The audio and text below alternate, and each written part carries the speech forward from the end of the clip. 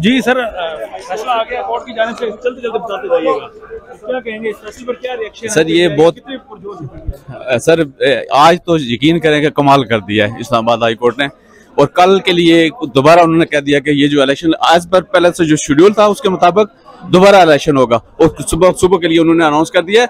और ये वैसे सच्ची बात यह है कि जिस तरीके से आज केस आर्गू हुआ है और कल आर्गू हुआ है, बड़ी डिटेल से उन्होंने एक एक चीज को देखा। सेक्शन 4(4) को उन्होंने बहुत डिटेल से सुना, उसके बाद सेक्शन 6(1) को उन्होंने सुना, और आज मुझे ये डिटेल जजमेंट आ जाए तो इसमें मुझे लगता है कि इसमें वो उसको इंटरप्रेट करेंगे उस कानून को, जो पहले नहीं हुआ था।